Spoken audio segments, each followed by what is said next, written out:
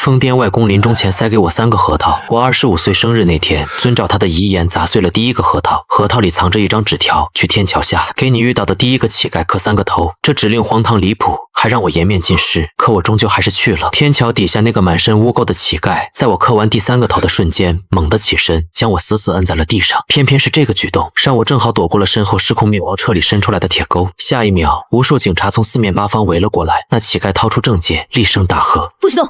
警察！”那是一个打着招聘旗号，专门拐卖男大学生的犯罪团伙，而我正是他们暗中盯了半年的下手目标。若不是柳如烟用身体死死护住我，我早已被铁钩勾进车里，从此彻底人间蒸发。庭审当天，我作为核心证人出庭作证，人贩子团伙的主犯被判处死刑。她的丈夫坐在旁听席上，用淬了毒一般怨毒的目光，死死地盯着我。他突然嘶吼起来，声音嘶哑又刺耳：“江浩辰，我记住你了。你毁了我的家，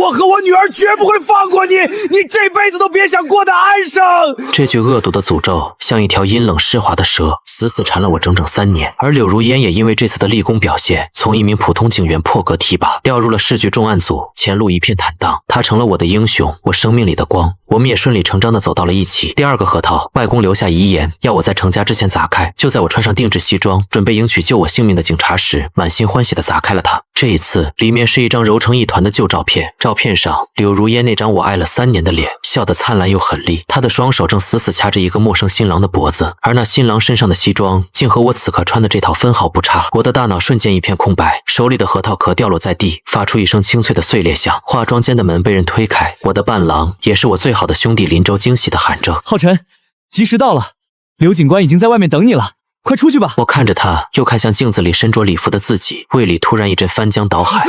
可就是这张照片，把我所有关于幸福的幻想砸得粉身碎骨。我抖着手脱下西装，换上自己最普通的便服，从化妆间的后门狼狈地逃了出去。我不敢去质问，更不敢声张。照片里柳如烟的笑容太过真实，真实到让我从骨子里发寒。我逃离了那座城市，删掉了所有和他相关的联系方式。可我没有彻底绝望，外公还给我留了最后1个核桃，只要他还在，我就一定能活下去。在南方的一座小城，我遇见了林婉婉，她是本地一家知名艺术馆的馆长，比我大5岁，性情温润如玉，气质金贵典雅。他对我一见钟情，随即展开了热烈又执着的追求。第一次去他家，我便真切感受到了我们之间的云泥之别。他家住在半山腰的独栋别墅里，墙上挂着的每一幅画都价值不菲。婉婉，你什么都好，就是心太软，总喜欢捡些可怜的小猫小狗回家。我满心自惭形秽，主动向他提出了分手。可林婉婉在追我的路上，为了避让一条突然冲出来的流浪狗，连人带车翻下了山路，抢救室外。我哭得肝肠寸断。他被推出来的时候，麻药还没退去，却死死攥着我的手，一遍遍低喃着我的名字：“浩辰，别走，留下来陪我。”就在那一刻，我彻底心软了。他的家人也再没有反对过我们在一起。在他无微不至的照顾里，我一点点走出了过去的阴影，感受到了从未有过的安稳与幸福。我甚至觉得，这才是外公真正想让我拥有的人生。我犹豫了很久，到底要不要砸开最后那个核桃。在我和林婉婉确定关系1周年的纪念日当晚，他包下了市里最顶级的餐厅，说想要和我相守一生。他拿出早已准备好的钻戒，示意我帮他戴上。那一刻，我觉得自己是全世界最幸福的人。回到家，我终于下定了决心，要在这最幸福的时刻砸开最后那个核桃。我曾猜过无数种可能，或许是祝福的话，或许是告诉我的劫难已经尽数度完，可我全都猜错了。里面只有一张字条，字迹潦草凌乱，像是外公用尽了最后一丝力气写的，只有一句话：砸碎你家所有的镜子。这算什么？我整个人都僵在了原地。我和林婉婉的家更像一座小型艺术展览馆，她格外偏爱带镜面元素的现代艺术品，家里大大小小的镜子少说也有10几面，每一面都价值不菲，全是她从世界各地的拍卖会上拍回来的藏品。让我砸了这些镜子，外公的指示第一次让我觉得荒唐至极。喂，睡了吗？我刚到外地，这边有个紧急的艺术品交流会，大概要3、4天才能回去。忘了跟你说，我给你准备了周年礼物，就藏在我们卧室的梳妆镜后面，你去找找看。我挂了电话，心里乱成一团麻。外公的叮嘱和林婉婉一贯的温柔，在我心里形成了剧烈的冲撞。我走到那面巨大的落地梳妆镜前，镜子里的我脸色惨白，眼里满是惶恐不安。这3年来，林婉婉对我呵护备至，把我宠成了一个根本离不开她的人。我的上一段感情满是背叛与惊恐，是林婉婉一点点把我从泥潭里拉了出来，给了一个像水晶一样剔透梦幻的家。我怎么能因为一句没头没尾的指令，就去毁掉她最珍视的藏品？很快，林婉婉又发来一连串消息。找到了吗？喜欢吗？宝贝，你怎么不回我消息？是不是还在为我突然出差生气？对不起，是我不好，我处理完事情立刻就回去陪你。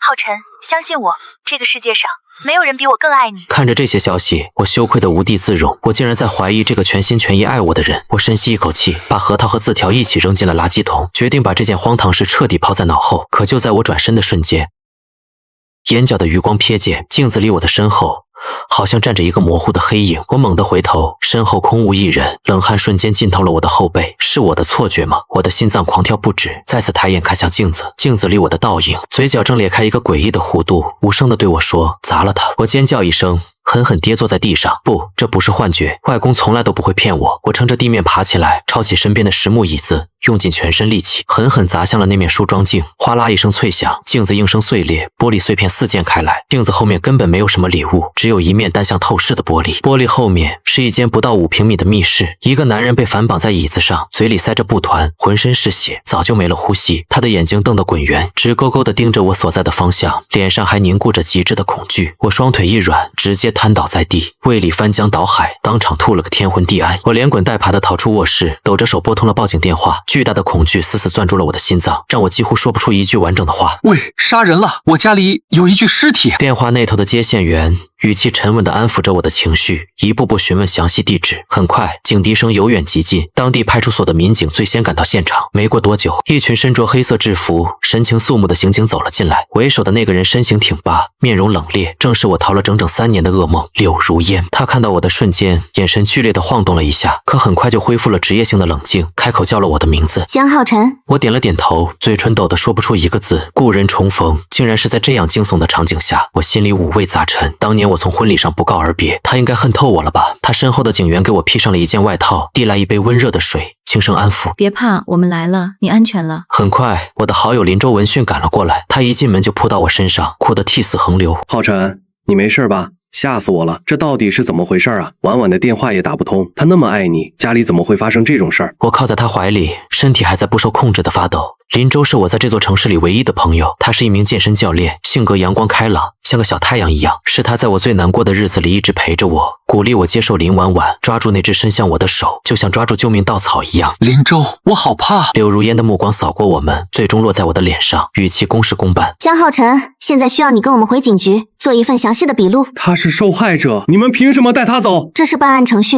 我被带上了警车，林州坚持要陪我一起去警局。到了警局，我被带进了审讯室，由柳如烟亲自审问。说吧，那间密室还有里面的死者到底是怎么回事？我把外公留下3个核桃的事，还有镜子里发生的诡异景象，一五一十的全告诉了他。柳如烟身边的记录员笔尖蹲在纸上，看我的眼神像在看一个精神失常的人。柳如烟沉默了许久，手指在桌面上轻轻敲击着，开口道：所以你认为是你的外公在冥冥之中指引你，发现了这一切？我知道这听起来很离谱，但我说的全都是真的。柳如烟不置可否，转而换了个问题：林婉婉呢？她现在在哪里？她说她去外地参加艺术品交流会了。哪个交流会？具体的时间地点？我摇了摇头，这才发现我对林婉婉的行程竟然一无所知。审讯暂时中断，我被安置在了一间休息室里。林州端着一份盒饭走了进来，眼眶通红：浩辰，你别怕，我已经联系了最好的律师，婉婉也联系上了，他正在往回赶，说他会处理好一切的。他打开饭盒，里面是我最爱吃的那家私房菜，把筷子递到我手里，柔声劝道：快吃点吧，你都1天没吃东西了。我毫无胃口，却不想辜负他的好意，拿起筷子正要夹菜，柳如烟的手机突然震动了一下，他低头看了一眼，脸色瞬间沉了下来，在抬眼时目光如电，直直地射向了林州。下一秒，我的手机亮了，是柳如烟发来的一条消息，上面只有一句话：人贩子煮饭的女儿1年前在泰国做了变性手术，现在的名字叫林州。我感觉自己像被一道惊雷劈中，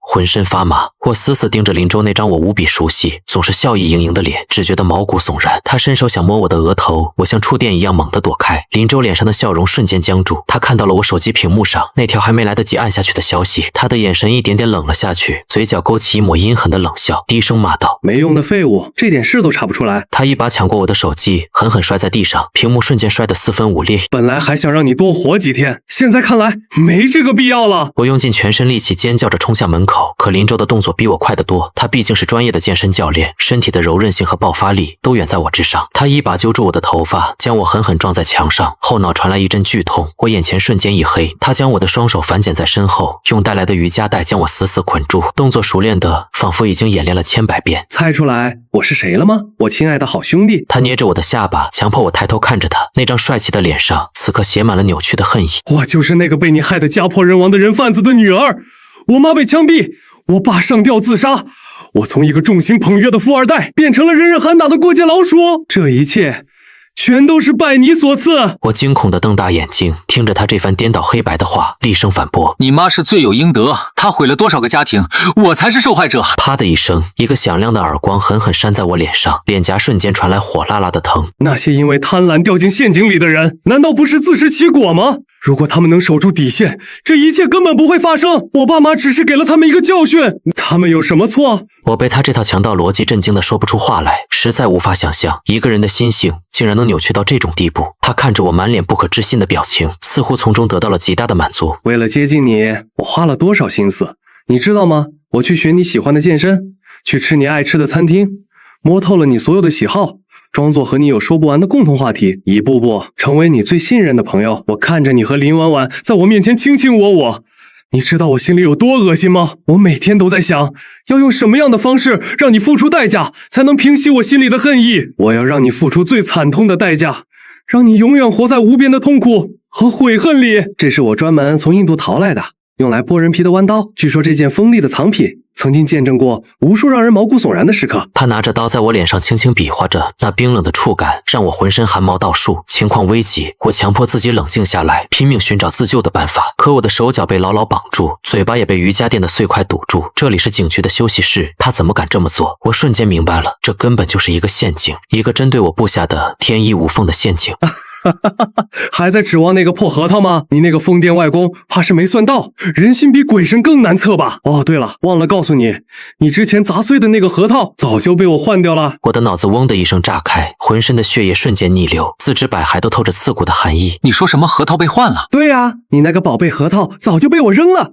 里面那张砸碎所有镜子的字条是我亲手写的，因为那间密室那个死人全都是我为你准备的惊喜。我就是要让警察在你家里发现一具尸体，让你百口莫辩，身败名裂。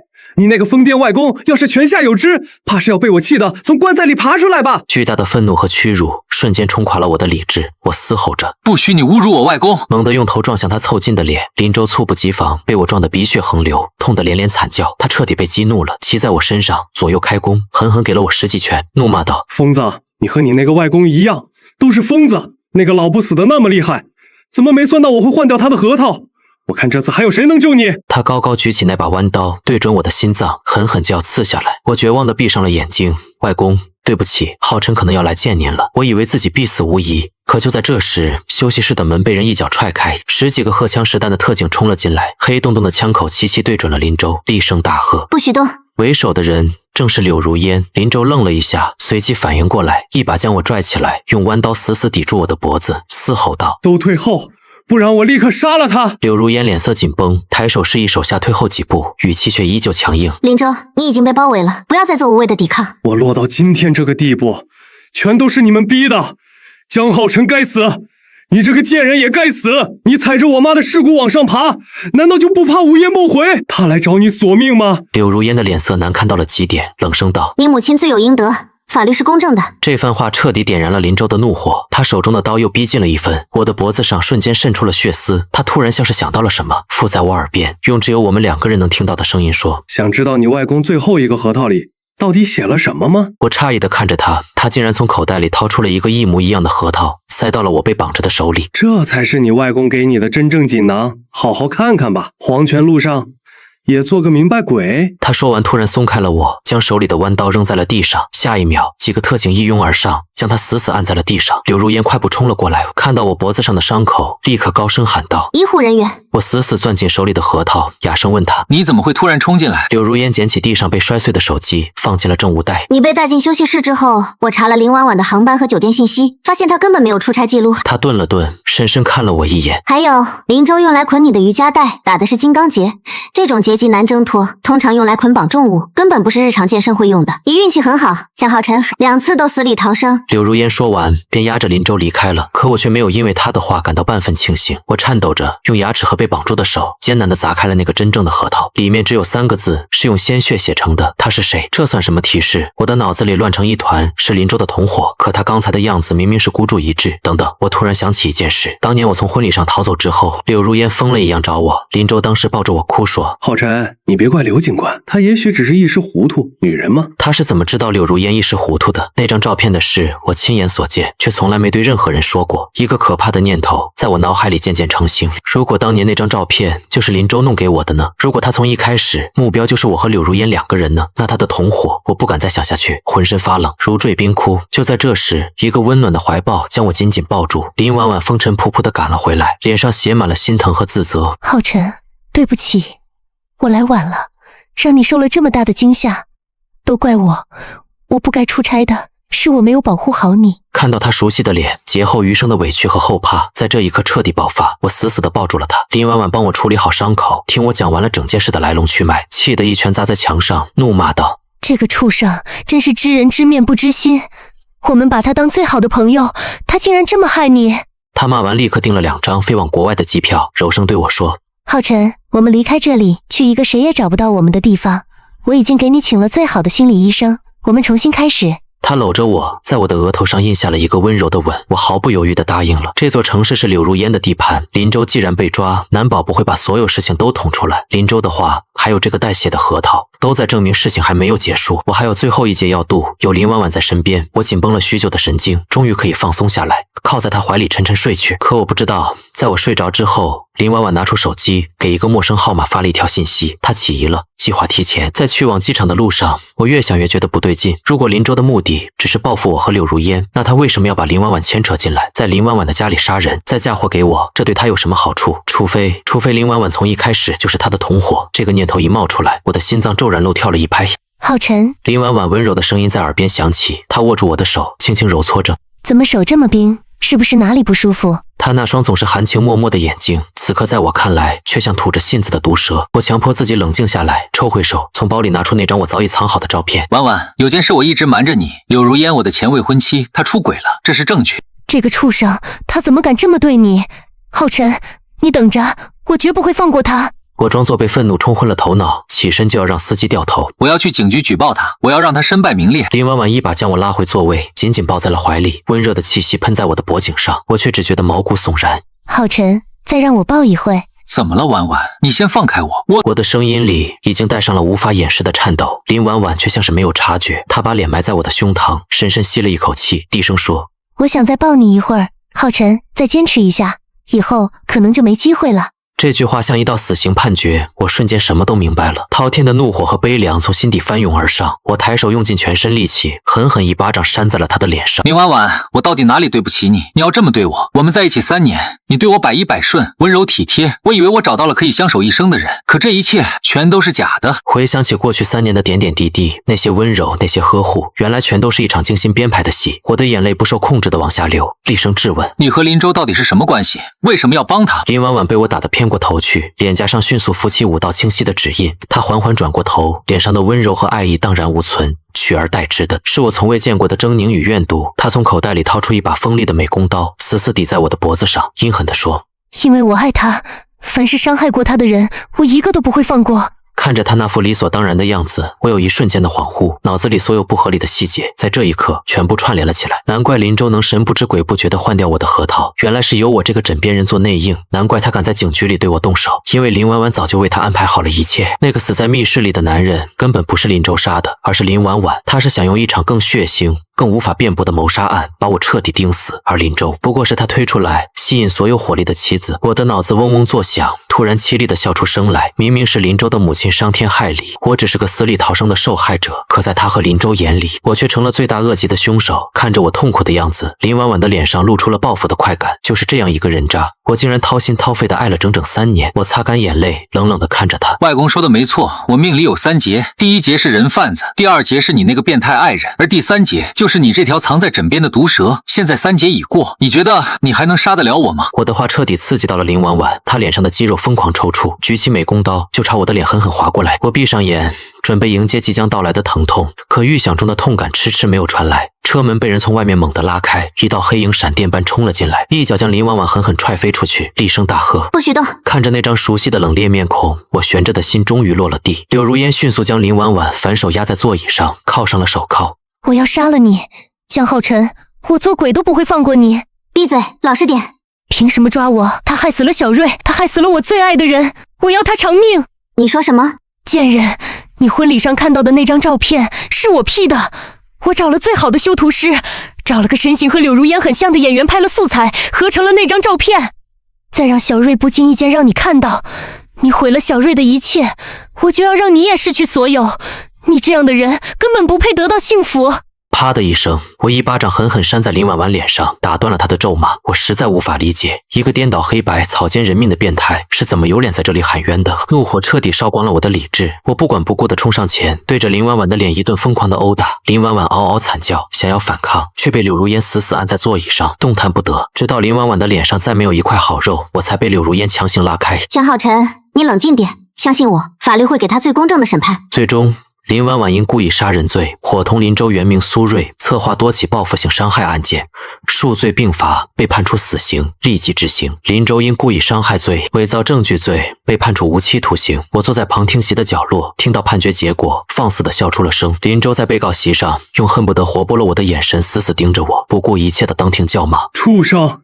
给王妈偿命！他毁了我的家，为什么不判他死刑？这不公平！”没有人理会他的叫嚣，法警上前将他强行拖了下去。杀人犯根本不配提公平二字。当晚，我买了外公最爱吃的点心，连同判决书的复印件一起在十字路口烧给了他。外公，您的浩辰3节已过，往后皆是坦途，您在九泉之下可以放心了。风吹过，纸钱的灰烬飞向夜空，我仿佛看到外公在对着我笑，还仿佛听到他在我耳边说：“对了，好好珍惜眼前人。”回到家，我的邮箱里多了一封匿名邮件，里面是一段视频。婚礼那天，我逃走之后，柳如烟疯了一样冲进化妆间，看到空无一人的房间，她一拳砸在了镜子上，手上瞬间鲜血淋漓。视频的最后是她对着监控一字一句地说：“江浩辰，不管你在哪里，不管发生了什么，等我，我一定会找到你。”视频的发送人正是柳如烟。窗外清晨的阳光正好，我拿起手机拨通了那个我早已烂熟于心的号码。电话很快被接起，那头传来他熟悉的又带着一丝不易察觉的紧张的声线：“江浩辰。”江浩辰，柳如烟，我看到你发的邮件了，所以我来找你，好不好？